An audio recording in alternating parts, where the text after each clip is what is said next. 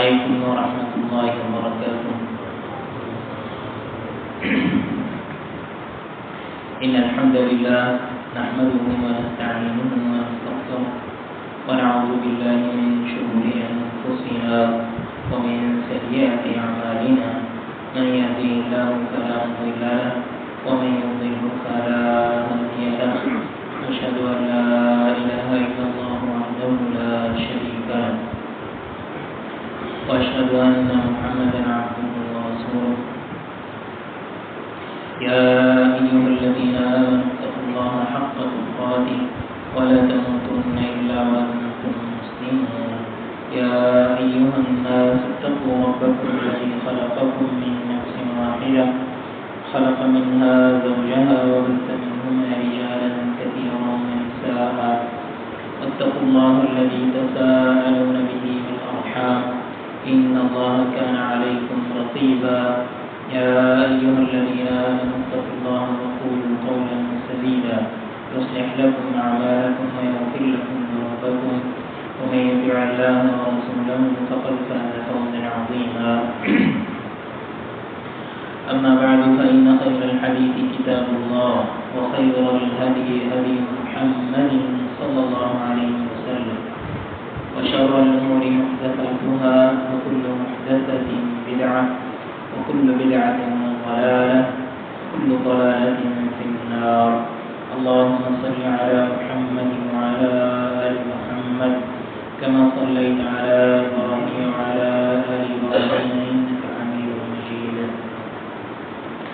اللهم بارك على محمد وعلى آل محمد كما باركت على إبراهيم وعلى آل إبراهيم إنك حميد مجيد رب اشرح لي صدري ويسر لي أمري واحلل عقدة من لساني يفقهوا قولي سبحانك لا علم لنا إلا ما علمتنا إنك أنت العليم الحكيم أعوذ بالله السميع العليم من الشيطان الرجيم وقد قال الله تعالى اليوم أكملت لكم دينكم وأتممت عليكم نعمتي ورضيت لكم الإسلام دينا۔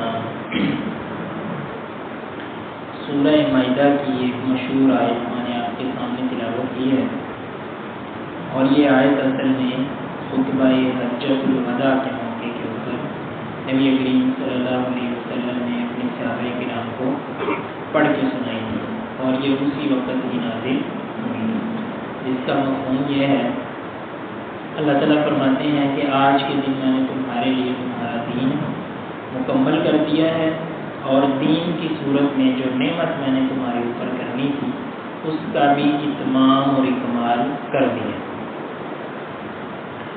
تو یہ بڑی عظیم الشان آیت ہے، اور اس عظیم الشان آیت کی اہمیت کو غیر مسلموں نے بھی سمجھا۔ صحیح بخاری اور مسلم کے اندر ایک روایت موجود ہے، حضرت عمر بن خطاب رضی اللہ تعالیٰ عنہ کو مخاطب کرتے ہوئے ایک یہودی کہتے ہیں یا امیر المؤمنین آیت فی کتابکم نزلت لو نزلت علینا معشر اليہود لاتخذنا هذا اليوم عیدا، کہ اے امیر المؤمنین آپ کے اوپر ایک ایسی آیت نازل ہوئی ہے، اگر وہ آیت ہمیں عطا ہوئی ہوتی تو ہم اس نازل ہونے والے دن میں، یعنی اس آیت کے نزول کے دن کو اپنے لیے عید کا ذریعہ بنا لیتے، اس کو ہم اپنی عید قرار کراتے تھے، اور وہ یہی آیت تھی جو حضرت عمر بن خطاب رضی اللہ تعالیٰ عنہ کو انہوں نے بتایا کہ یہ والی آیت ہے۔ اس کی وجہ یہ ہے، حافظ کثیر رحمۃ اللہ علیہ اور دیگر مفسرین نے اس بات کو نمایاں کیا ہے کہ اس آیت کی اتنی زیادہ اہمیت کیوں ہے، تو اس کی اہمیت اس وجہ سے ہے کہ اللہ تعالیٰ نے اس امت کو کسی دوسری امت کا محتاج نہیں رہنے دیا۔ اس امت کو محمد رسول اللہ صلی اللہ علیہ وسلم کی صورت میں ایک ایسا کامل اور اکمل رہنما نبی اور گائیڈ دے دیا ہے کہ اس کے ہوتے ہوئے اسے کسی اور کی ضرورت نہیں ہے۔ اور اس دین کو اور اس نبی کو ہمیشہ کے لیے اللہ تعالیٰ نے دین قرار دے دیا، اور نبی کریم صلی اللہ علیہ وسلم کو ہمیشہ کے لیے ہادی اور رہنما قرار دے دیا۔ تو یہ جو دن تھا جس دن یہ عید یہ آیت نازل ہوئی ہے، وہ دن کون سا تھا؟ کون سا دن تھا؟ وہ 9 ذی الحجہ کا دن تھا، جس کو ہم یوم عرفہ بھی کہتے ہیں۔ اور آپ کو پتہ ہے آج بھی 9 ذی الحجہ ہی کا دن ہے۔ اور حج جو ہے وہ 4 سے 5 دن ہوتے ہیں حج کے، کم و بیش بھی ویسے ہو سکتے ہیں، لیکن یہ ہے کہ اس میں سب سے اہم ترین دنوں میں سے، یا تو آپ کہہ لیں گے سب سے اہم دن، یا آپ کہہ لیں گے اہم ترین دنوں میں سے ایک دن جو ہے حج کا، وہ 9 ذی الحجہ کا ہوتا ہے، جس دن حاجی جو ہے وہ عرفات میں جا کے ٹھہرتے ہیں۔ اور نبی کریم صلی اللہ علیہ وسلم نے فرمایا الحج عرفہ، حج گویا کہ سارے کا سارا عرفہ ہی کا نام۔ تو یہ عرفات کے موقع کے اوپر، جس کو عرفات بھی ہم کہتے ہیں، عرفہ بھی کہتے ہیں، اس موقع پہ یہ آیت نازل ہوئی تھی۔ اور آپ کو پتہ ہے کہ حج کا جو خطبہ ہوتا ہے وہ بھی عرفات کے مقام پہ ہی ہوتا ہے، اور ظاہر نبی کریم صلی اللہ علیہ وسلم نے بھی یہ خطبہ وہیں پہ پڑھ کے سنایا ہے۔ عرفہ کا جو دن ہے، اچھا عرفات کا یہ جو نام ہے نا، مطلب ابھی جو عرفات ہے یہ نام بعد میں پڑا ہے، لیکن اس دن کا نام عرفہ یہ پہلے سے موجود ہے۔ تو اس جگہ کا نام عرفات اس دن کی مناسبت سے پڑا ہے، ورنہ پہلے اس جگہ کا نام عرفہ نہیں تھا۔ اس حوالے سے ویسے مفسرین نے یا شارحین نے مختلف باتیں ذکر کی ہیں، جن میں سے 2 اہم باتیں میں آپ کے سامنے عرض کر دیتا ہوں کہ عرفہ کو عرفہ کیوں کہا جاتا ہے۔ تو عرفہ جو ہے نا یہ پہچان سے نکلا ہے، اس کا معنی ہوتا ہے کسی چیز کو جان لینا یا کسی چیز کو پہچان لینا۔ تو عرفہ کے مقام پہ جاننے اور پہچاننے کے تعلق سے 2 بڑے واقعات پیش آئے ہیں، جو مختلف مفسرین نے ان کو لکھا ہے، یہ شارحین حدیث نے لکھا ہے۔ آپ کو پتہ ہے کہ جب حضرت ابراہیم علیہ السلام نے اور اسماعیل علیہ السلام نے خانہ کعبہ تعمیر کیا تھا، تو انہوں نے ایک دعا مانگی تھی۔ اس دعا کے اندر ایک لفظ ہے وَأَرِنَا مَنَاسِكَنَا، یا اللہ ہمیں ہماری عبادت کے طریقے سکھا دے، یعنی ہم نے عبادت کیسے کرنی ہے، کہاں کرنی ہے، حج کا کون سا کام ہم نے کہاں کرنا ہے۔ تو شارحین یہ بات ذکر کرتے ہیں کہ اللہ تعالیٰ نے جبریل کی باقاعدہ ذمہ داری لگائی کہ جا کے میرے نبی ابراہیم علیہ السلام کو حج کے سارے مقامات جو ہے وہ تم بتا دو۔ تو جبریل امین علیہ السلام جو ہے وہ حضرت ابراہیم کو بتاتے تھے کہ یہاں پہ یہ کرنا ہے، یہاں پہ یہ کرنا ہے۔ تو وہ پھر ان سے پوچھتے تھے قد عرفت، کیا آپ کو اس مسئلے کا پتہ چل گیا؟ تو وہ آگے سے کہتے تھے کہ مجھے پتہ چل۔ تو عرفت سے عرفہ، یعنی شارحین نے اس کے ساتھ جوڑا ہے، گویا وہ جگہ جہاں پہ آگے ابراہیم علیہ السلام جبریل امین بار پوچھتے تھے کہ آپ نے پہچان لیا، اور ابراہیم علیہ السلام کہتے تھے کہ میں نے پہچان لیا۔ تو اس معنی میں اس کو عرفہ کہا جاتا ہے۔ اس سے بھی زیادہ واضح جو اس کی توجیہ بیان کی جاتی ہے وہ ہو سکتا ہے آپ میں سے بھی بعض لوگوں نے سنی ہو کہ آدم علیہ السلام اور جو ہماری سب کی ماں ہے اماں حوا، ان دونوں کو جب جنت سے نکال دیا گیا تھا، اتار دیا گیا تھا، جنت سے زمین میں اتار دیا گیا، تو وہ کہا یہ جاتا ہے کہ سب سے پہلے اول ما تعارف فی المکان الذی هو عرفہ، کہ بہترین سب سے پہلی جس جگہ پہ حضرت آدم علیہ السلام اور حضرت حوا علیہ السلام کی جو ملاقات ہوئی تھی وہ عرفہ کا مقام۔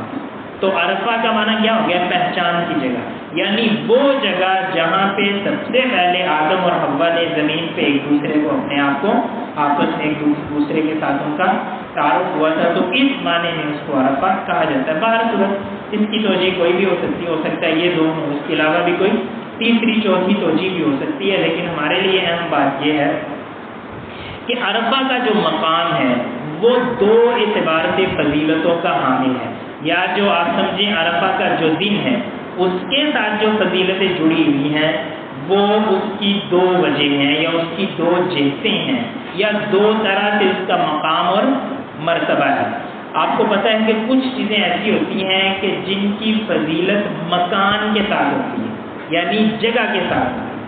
کچھ چیزیں ایسی ہیں کہ جن کی فضیلت جگہ کے ساتھ ہوتی ہے کہ اس جگہ کی بہت زیادہ فضیلت ہے۔ مثال کے طور پہ عمرہ کرنے کی بہت زیادہ فضیلت ہے نا، تو عمرہ آپ کہاں کریں گے تو آپ کو فضیلت ملے گی؟ آپ مسجد حرام کے اندر، خانہ کعبہ کے اندر، مکہ مکرمہ کے اندر جا کے عمرہ کریں گے تو آپ کو فضیلت ملے گی نا۔ تو اگر آپ سیون شریف جا کے چکر لگانا شروع کر دیں تو کیا آپ کو وہ فضیلت مل جائے گی؟ آپ یہ جو حجویری صاحب کا دربار ہے ادھر جا کے آپ عمرہ کرنا شروع کر دیں تو فضیلت کیا ہے؟ الٹا اپنے اعمال کو برباد کریں گے۔ تو کچھ اعمال ایسے ہوتے ہیں کہ جو مقام کے ساتھ جڑے ہوئے ہوتے ہیں یا مکان کے ساتھ جڑے ہوتے ہیں یا جگہ کے ساتھ جڑے ہوئے ہوتے ہیں، لیکن کچھ چیزیں ایسی ہوتی ہیں کہ جن کی فضیلت وقت کے ساتھ ہوتی ہے، وقت کے ساتھ۔ مثال کے طور پہ رمضان المبارک کا جو مہینہ ہے، اب اس کی فضیلت کس چیز کے ساتھ جڑی ہوئی؟ وقت کے ساتھ جڑی ہوئی ہے، ٹائم کے ساتھ جڑی ہوئی ہے۔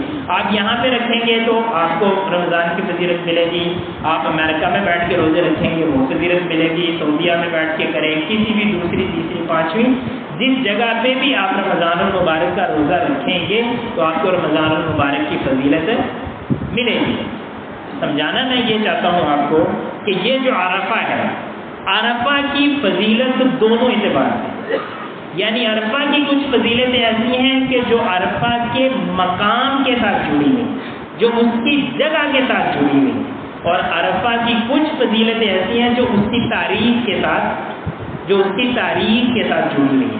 تو میرے بھائیو یاد رکھیے گا کہ عرفہ کی جو دونوں فضیلتیں ہیں، مقام کی ہو یا زمان کی ہو یا وقت کی ہو یا جگہ کی ہو، یہ دونوں کی دونوں فضیلتیں تو ظاہر ہے وہی لوگ حاصل کر سکتے ہیں جو عرفہ کے مقام پہ ہوں گے،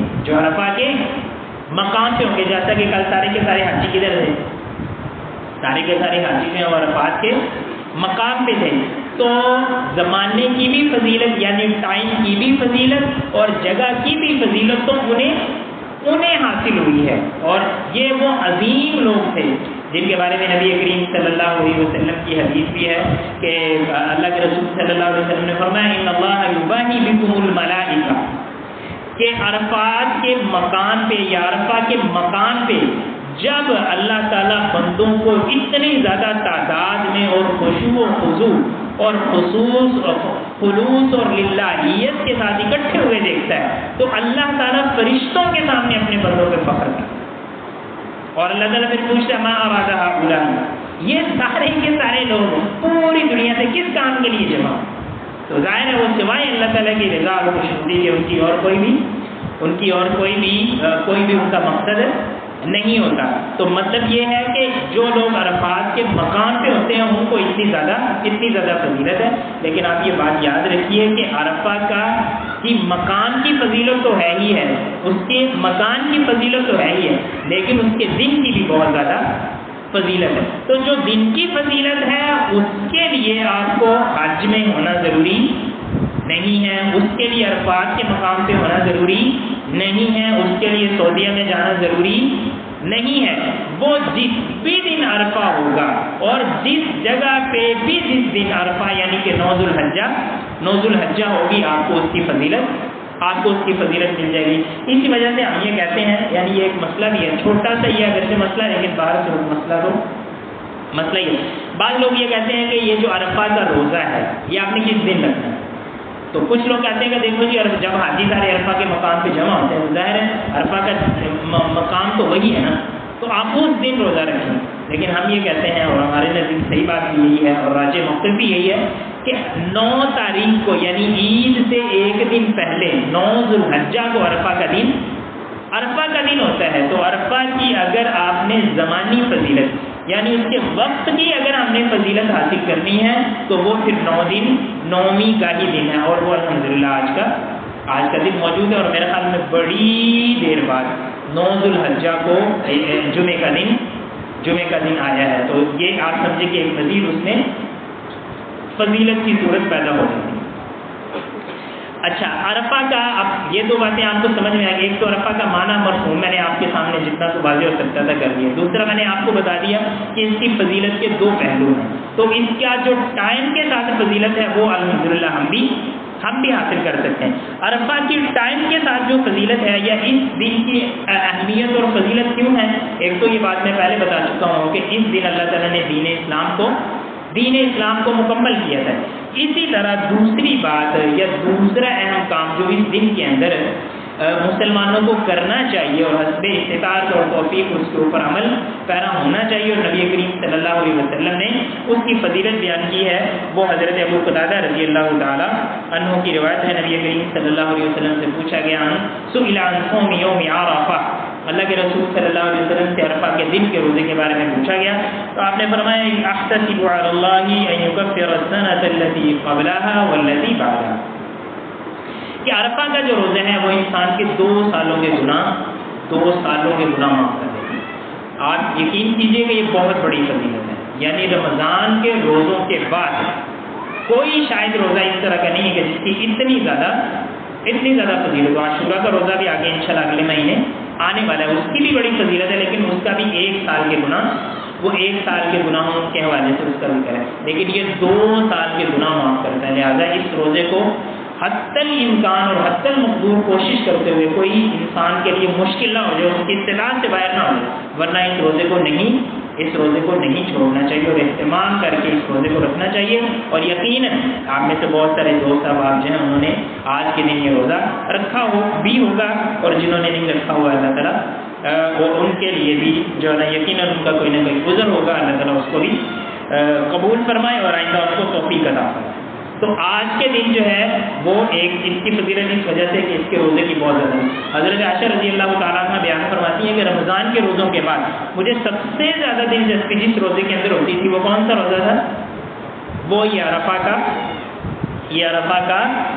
روزہ تھا. اچھا جی، عرفہ کے اندر ایک اور بڑا اہم فضیلت ہے عرفہ کے دن کی، اور سلف صالحین جس کا بہت زیادہ اہتمام کیا کرتے تھے، اور وہ نبی کریم صلی اللہ علیہ وسلم کی حدیث ہے. حضرت عمرو بن شعیب عن ابیہ عن جدہ ان نبی صلی اللہ علیہ وسلم قال خیر الدعاء دعاء یوم عرفہ، عرفہ کے دن کی دعا سب سے افضل ترین دعا، عرفہ کے دن مانگی گئی دعا سب سے زیادہ بہترین دعا ہے. گویا آج کا دن جو ہے وہ دعاؤں کی قبولیت کا دن ہے. آج کا دن جو ہے وہ دعاؤں کو اللہ تعالیٰ سے منوانے کا دن ہے، اپنی خواہشات اللہ کے سامنے پیش کرنے کا بھی دن ہے. تو حاجی جو عرفات کے اندر ہوتے ہیں یقیناً وہ تو اس موقع پہ وہ بھی دعائیں کرتے ہیں، لیکن ہم نے دعاؤں کا اہتمام کرنا ہے. اور ہمارے لیے خوشی کی بات یہ ہے کہ آج الحمدللہ جمعہ کا دن ہے. تو آپ کو پتہ ہے جمعے سے پہلے آپ میں سے بہت سارے لوگ ماشاءاللہ جمعے سے پہلے آ گئے تھے، اور میں نے بعض لوگوں کو دیکھا بھی انہوں نے دعا کا اہتمام کیا بھی ہے.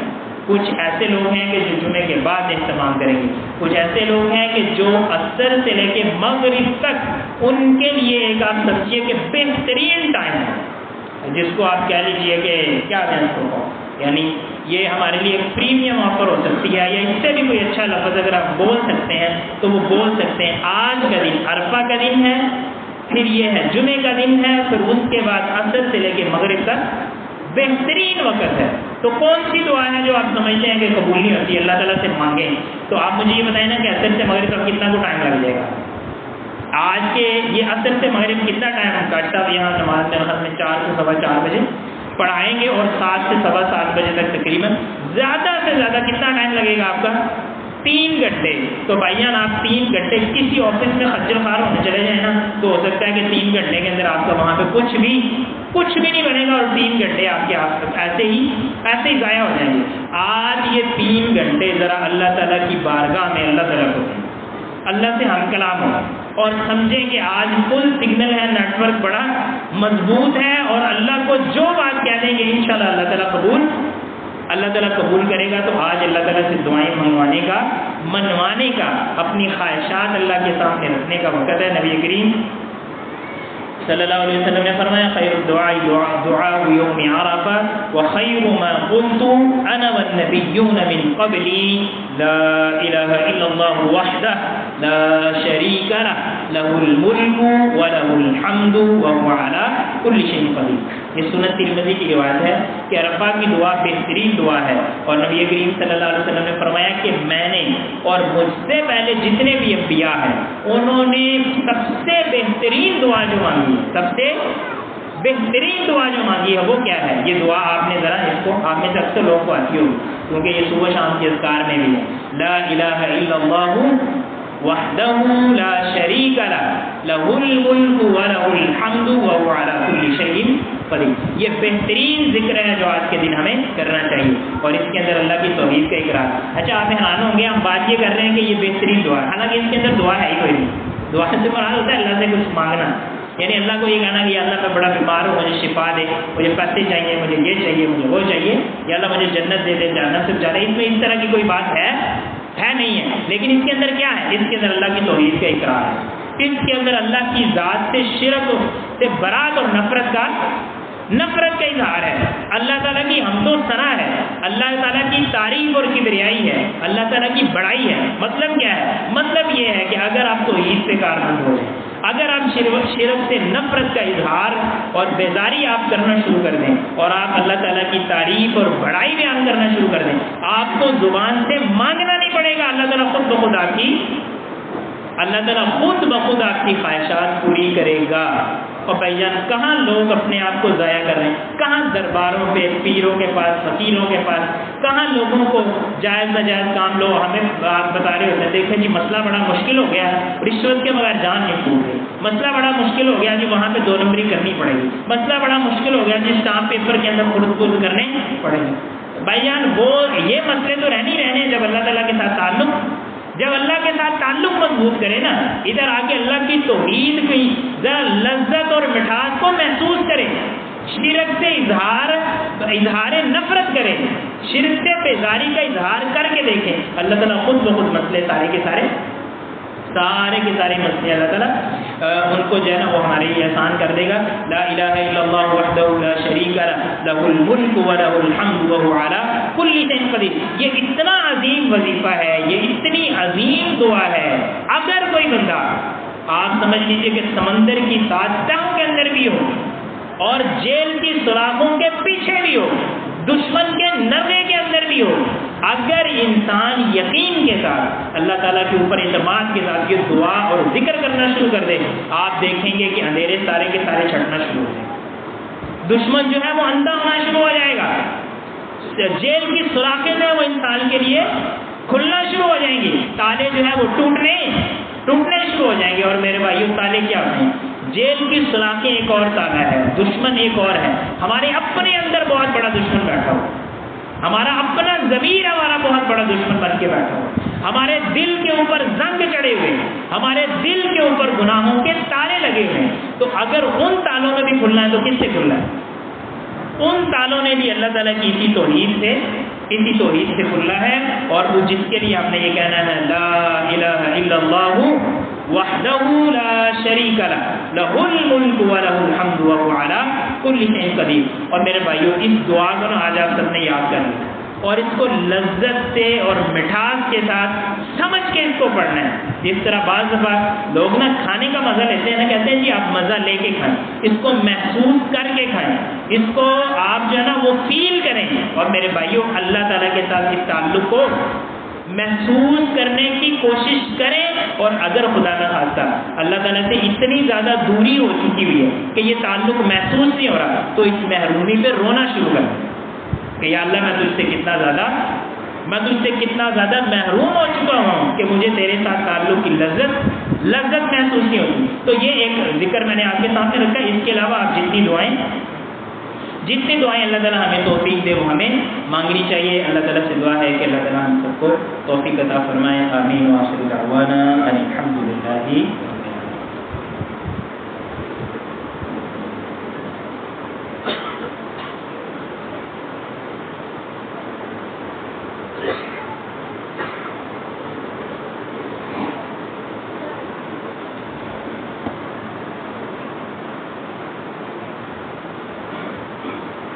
الحمد لله وحده والصلاة والسلام على من لا نبي بعده. اچھا یہ ذوالحجہ کے دنوں میں عموماً ہی، لیکن عرفہ کے دن سے لے کے، یعنی یہ آج عرفہ کا دن ہو جائے گا، یعنی 9 ذوالحجہ، 10 ذوالحجہ، 11، 12 اور 13، یہ کل 5 دن لگ جاتے ہیں۔